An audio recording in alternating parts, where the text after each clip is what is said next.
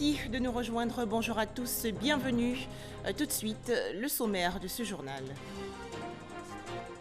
Le vice-président de la République de Côte d'Ivoire à New York, aux États-Unis, Daniel Kablan-Duncan, a participé au US Africa Leadership Forum, rencontre organisée par la Chambre de commerce américaine.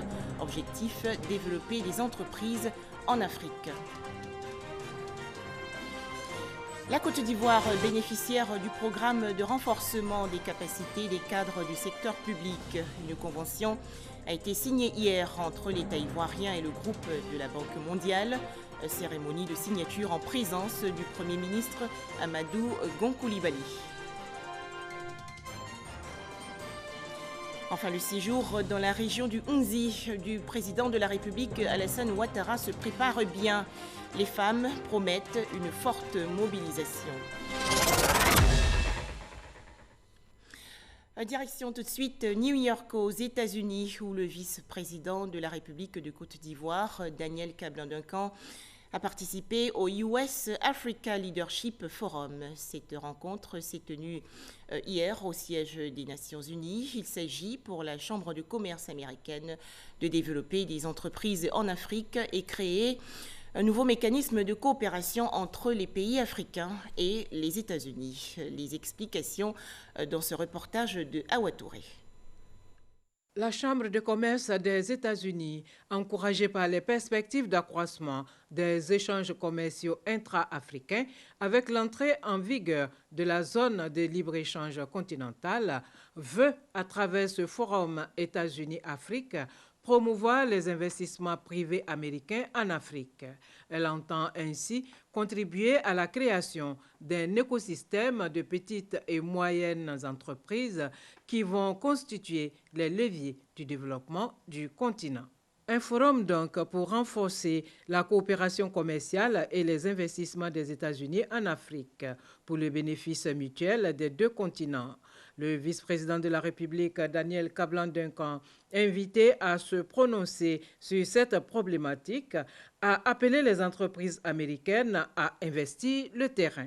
Les États-Unis, toujours dans le cadre du développement de la coopération commerciale avec l'Afrique, viennent de lancer l'initiative Prospérité Afrique, créant ainsi un monde d'opportunités pour le continent.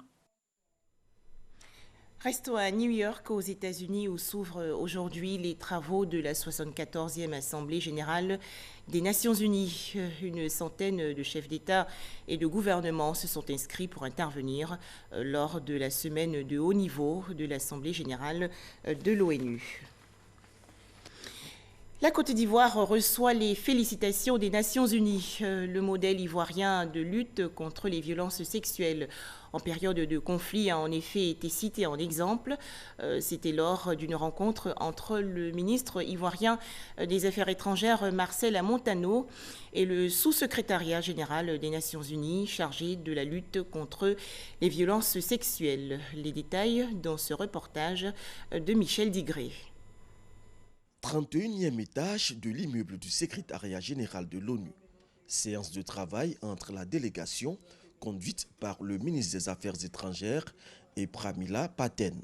La sous-secrétaire générale pour les violences sexuelles en temps de conflit est satisfaite du retrait depuis 2017 de la Côte d'Ivoire de la liste des pays où sévissent les violences sexuelles en période de conflit armé. La Côte d'Ivoire demeure le premier pays à être enlevé de l'annexe dans le rapport du secrétaire général suite aux efforts soutenus de ce pays.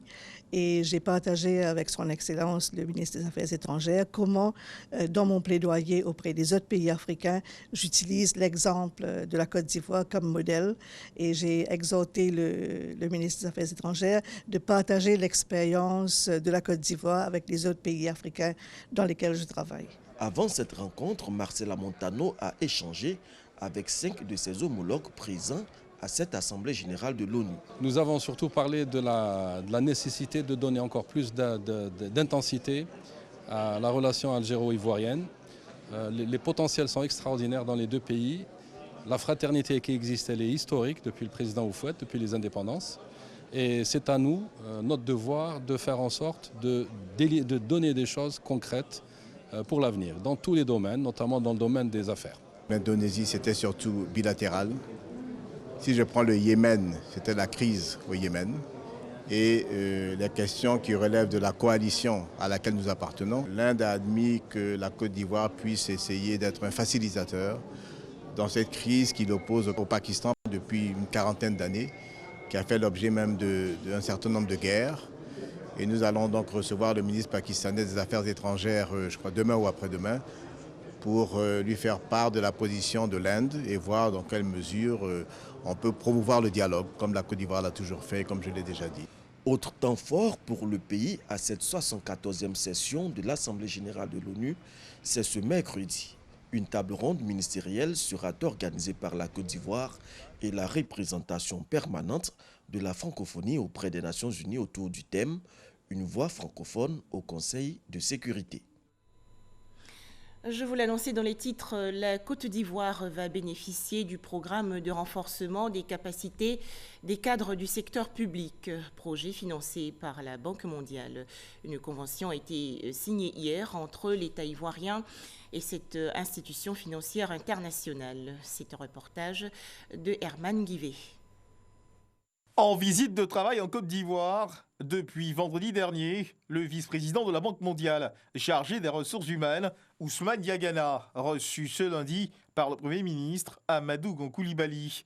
Une audience marquée par la signature d'une convention portant sur le programme de renforcement des capacités des jeunes et cadres du secteur public.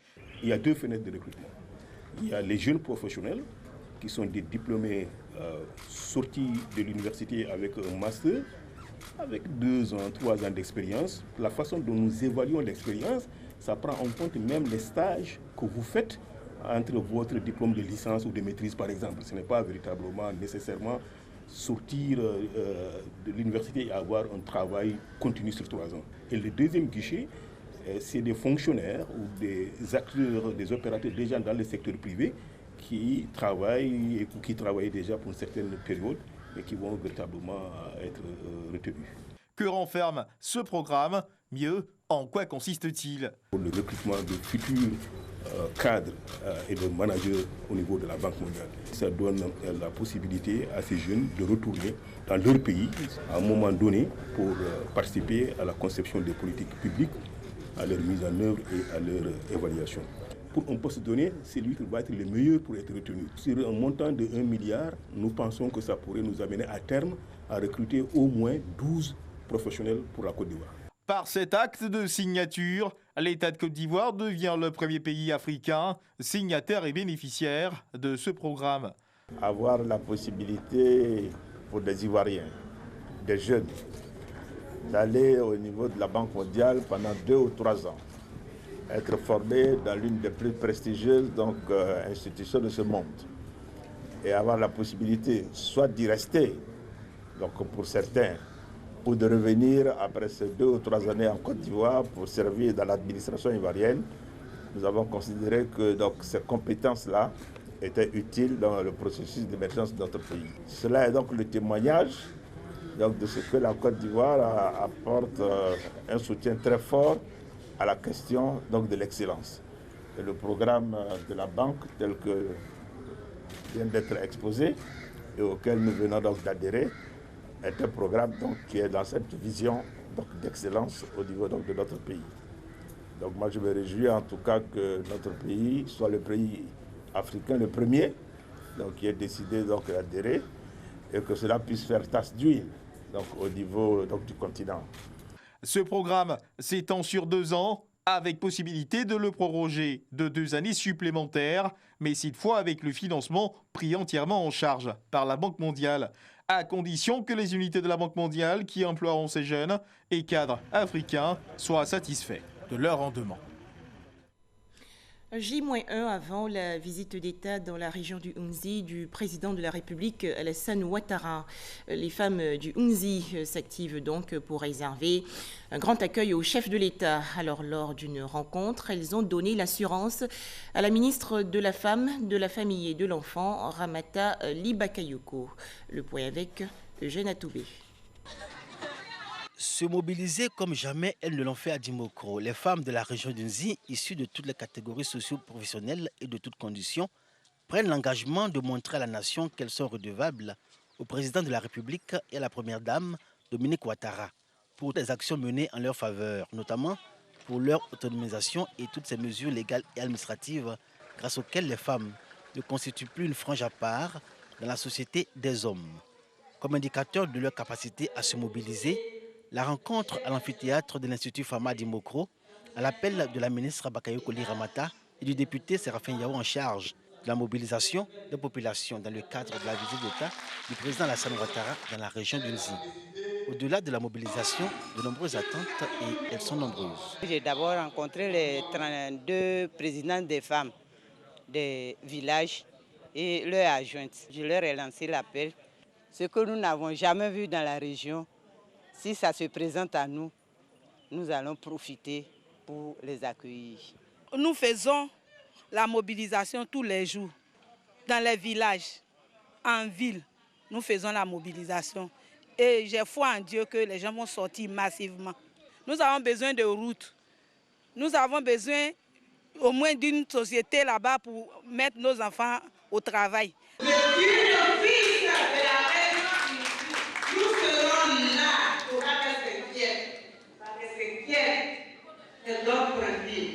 Bakayokoli Ramata et Séraphin Yao ont comblé à moitié les attentes des femmes d'Unzi par cette nouvelle qui a soulevé dans l'amphithéâtre un tonnerre d'applaudissements et illuminé le visage de toutes ces femmes. L'arrivée du président de la République et de la première dame, Dominique Ouattara, la ministre de la Femme, de la Famille et de l'Enfant, a indiqué que l'épouse du président de la République se propose de rencontrer à Dimokro toutes les femmes de la région d'Unzi. Une rencontre sur fond de remise de chèques dans le cadre du FAFSI, Fonds d'appui aux femmes de Côte d'Ivoire, distribution de vivres et divers matériels pour soutenir les femmes de cette région dans leurs activités. Un moment de communion, de partage et d'échange dont les femmes mesurent la portée. C'est un travail d'équipe. C'est dans cette synergie d'action que nous allons réussir non seulement la mobilisation au niveau de l'accueil, mais aussi le grand meeting qui va se tenir au Stade Koné Samba-Ambroise. En tout cas, je suis confiant et je pense que les choses vont bien se dérouler. Je suis rassurée quant à la mobilisation. Déjà, à chaque fois que nous rencontrons les femmes, elles sont toujours mobilisées. Mais aujourd'hui, c'était exceptionnel. La joie était à son paroxysme. Elles m'ont dit que je peux dormir tranquille.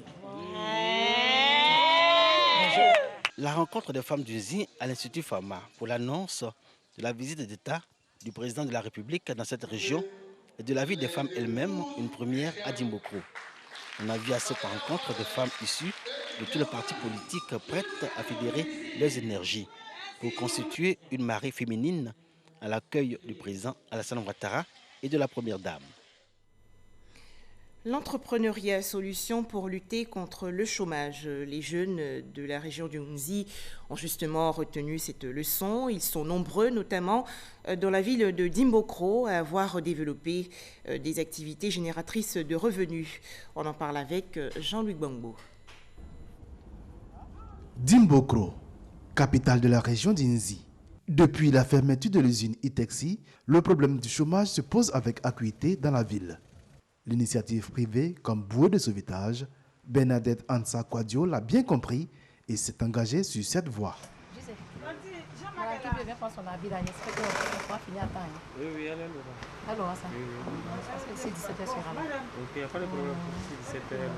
L'ITEX est fermé. C'est comme ça, d'autres femmes comme elle aussi pouvaient faire plusieurs embaucher, au moins plusieurs personnes. Ça diminue aussi le chômage. Dans cet atelier qu'elle a ouvert en 2008, elle emploie 2 personnes et forme des dizaines d'apprentis. Travailler seul, c'est un peu lent.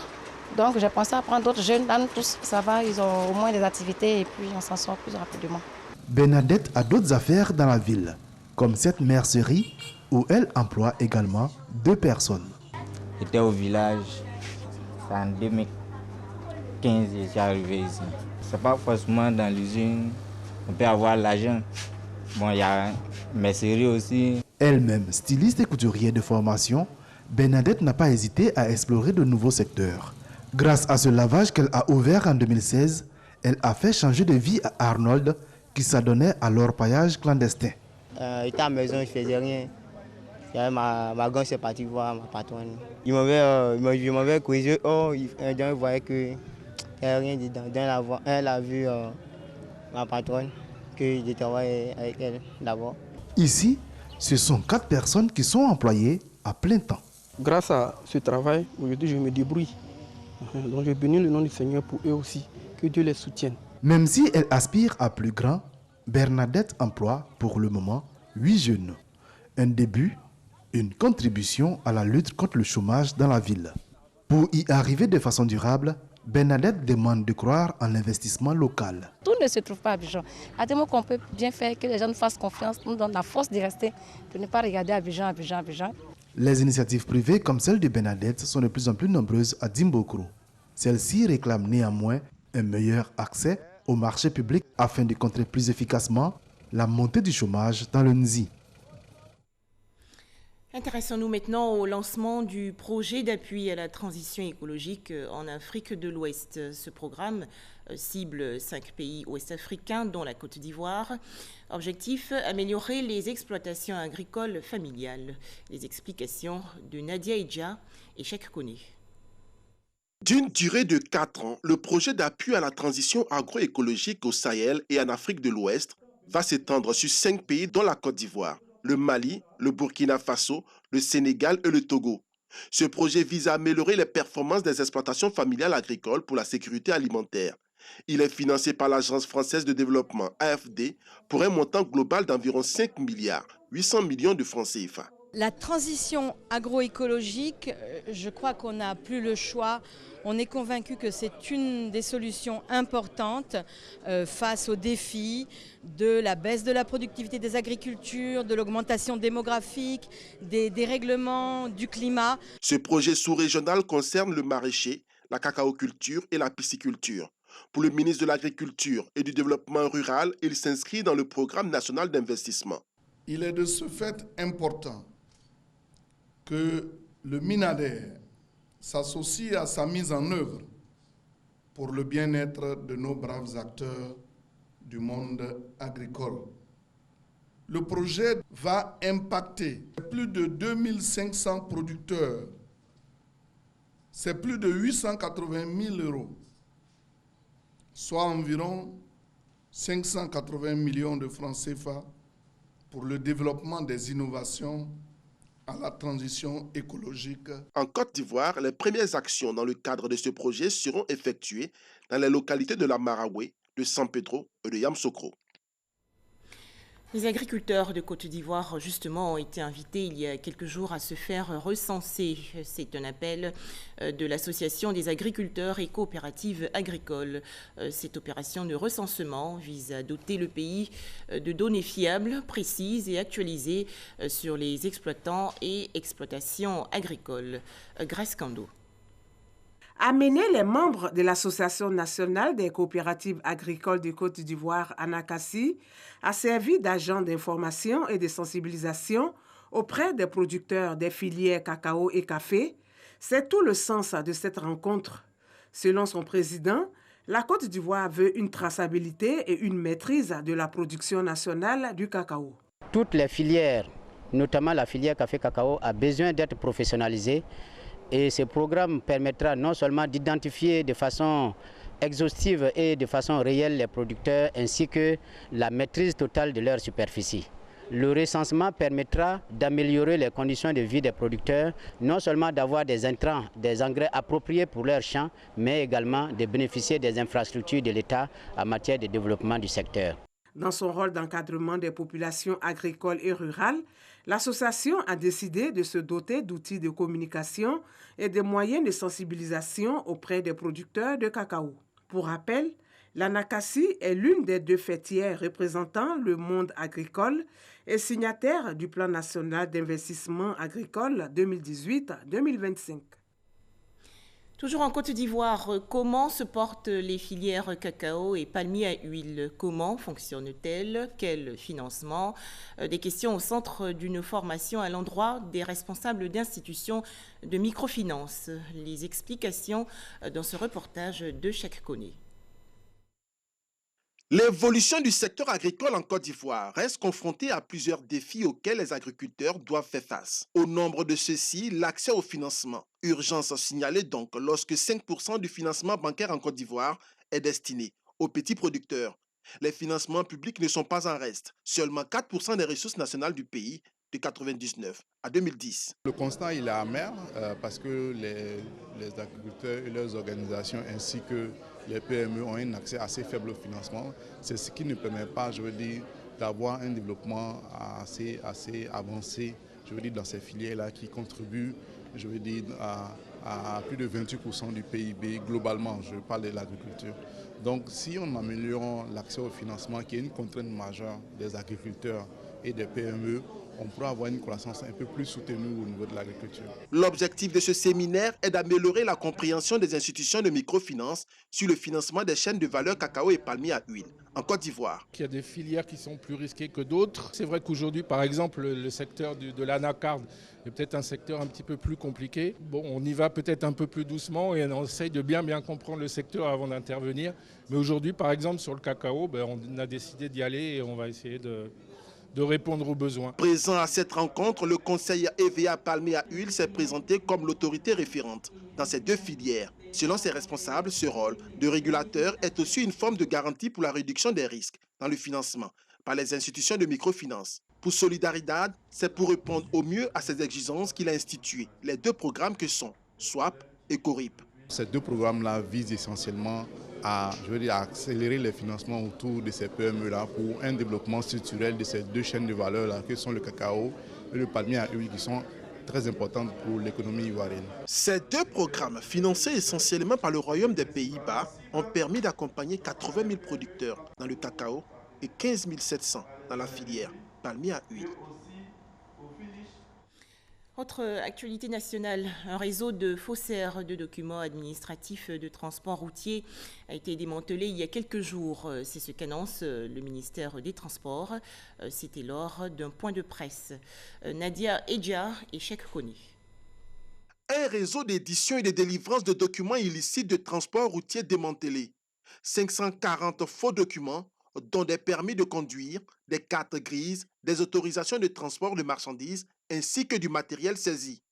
La résultante d'une enquête ouverte par la police nationale sous instruction du ministère des Transports. Nous allons suivre de près donc les enquêtes et faire en sorte que nous, avec la police, que tous les réseaux donc, de faussaires soient démantelés. Parce que c'est dangereux ce qui se fait. Ce n'est même pas une question de ressources pour l'État, mais c'est une question de sécurité. Donc pour les populations.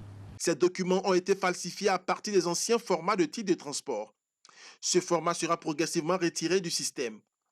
En attendant, le ministre de tutelle invite à suivre les voies légales d'acquisition de documents administratifs routiers. Il faut aller vers les centres officiels du gouvernement, de l'État, pour avoir les documents.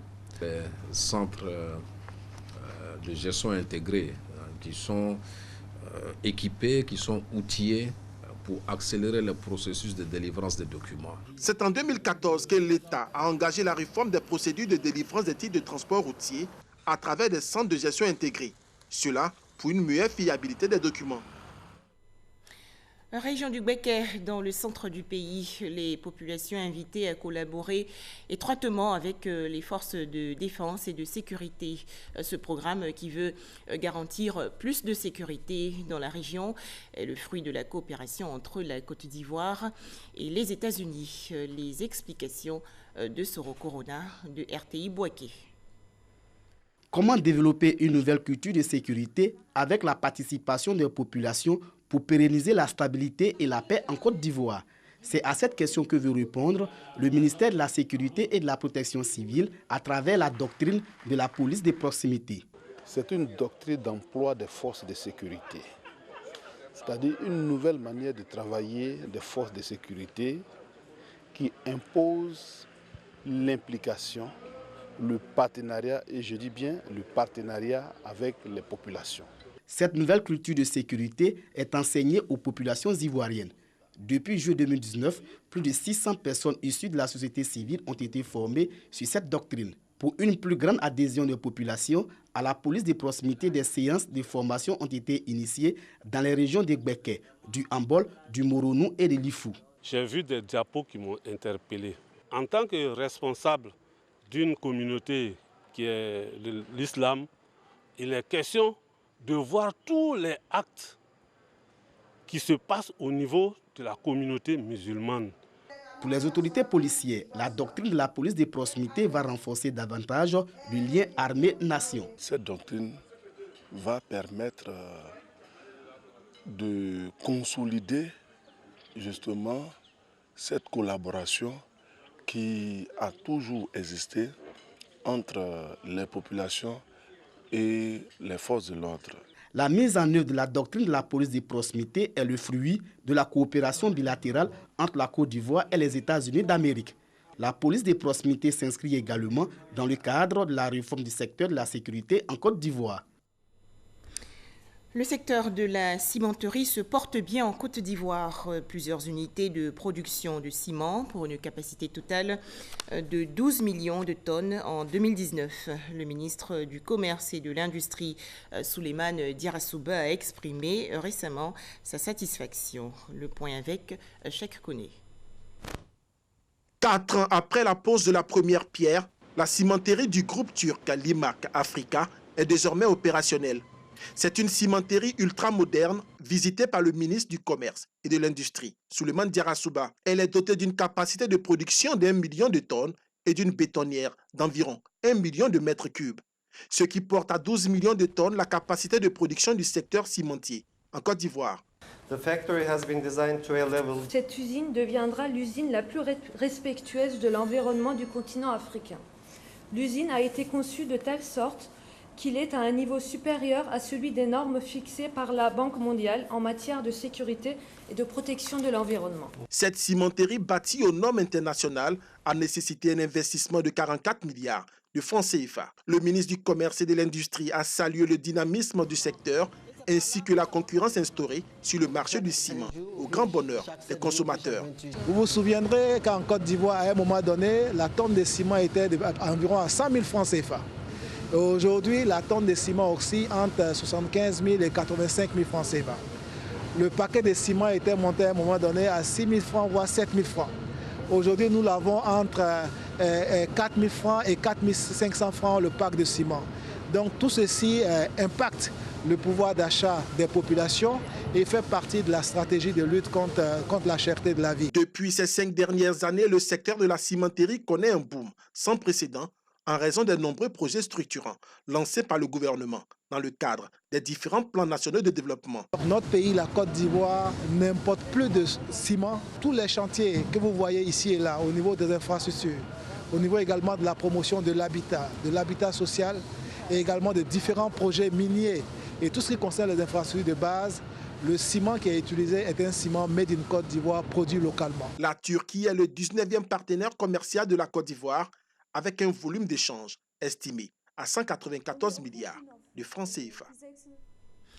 En image, un tout autre sujet. Les meilleurs acteurs du système éducatif ivoirien ont été distingués récemment. C'était lors de la cérémonie du prix Joachim Bonny, initiée par le Conseil ivoirien de la jeunesse.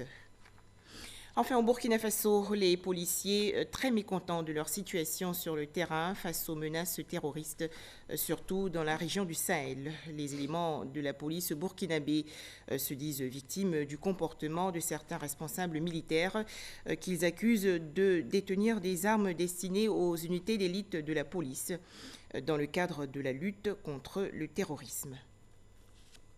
Voilà, merci de nous avoir suivis. D'autres informations sur notre site rti.ci.